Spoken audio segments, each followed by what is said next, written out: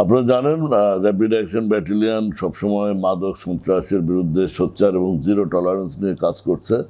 আমরা rapid action battalion 2 গতকাল একটি গোপন সংবাদের মাধ্যমে জানতে পারি যাত্রাবাড়ি থানাধীন যে যাত্রাবাড়িতে কুমিল্লা দাউদকান্দি এবং ফেনী সীমান্ত এলাকা হতে একটি মাদকের বড় চালান গাঁজার চালান ঢাকাতে প্রবেশ করবে।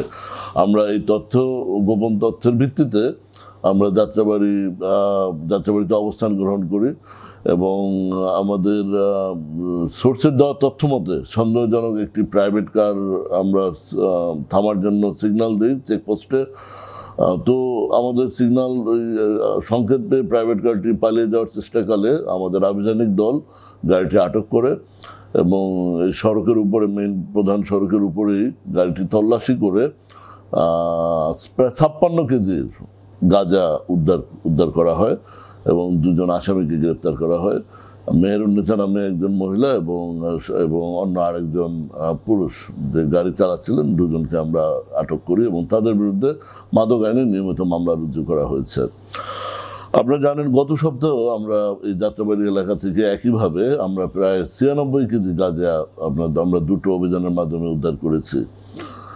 আর গত 22 তারিখ র্যাব 2 এর আওতাধীন শেরবাংলা নগর থানার তালতলা এলাকা হতে আমাদের একটি আভিযানিক দল সুমন মিয়া নামে এক ব্যক্তিকে 830 পিস ইয়াবা সহ হাতে নাতে গ্রেপ্তার করতে সক্ষম হয়।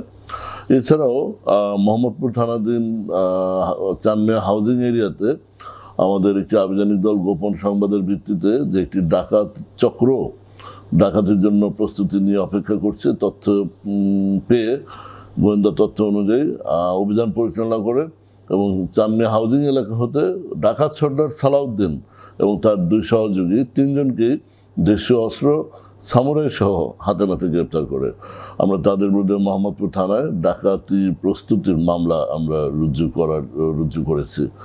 আপনারা জানেন যে র্যাব 2 তা আমাদের আওতাধীন এরিয়াতে আমরা এ যাবৎ মাদক সন্ত্রাস এবং চাঁদাবাজ এর বিরুদ্ধে কাজ করছি।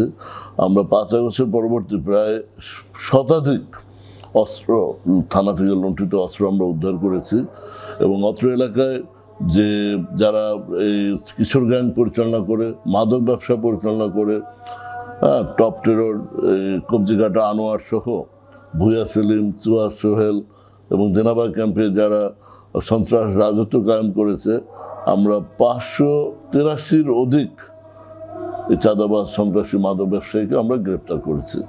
আমাদের অভিযান অব্যাহত থাকবে।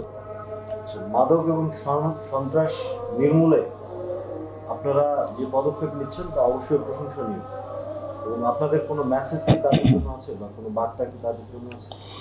দেখুন, মাদক একটি সামাজিক বড় সমস্যা। এটা মাদক আইন অনুযায়ী যারা মাদক পরিবহন করে, যারা মাদক বিক্রি করে, যারা মাদক সংশ্লিষ্ট যে কোনো ধরনের কর্মকাণ্ডে জড়িত থাকে সকলেই অপরাধী।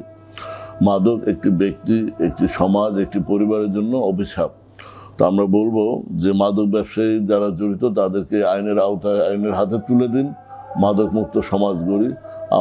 র্যাব এবং আইন শৃঙ্খলা বাহিনীকে মাদক নির্মূলে সহায়তা করুন। ধন্যবাদ।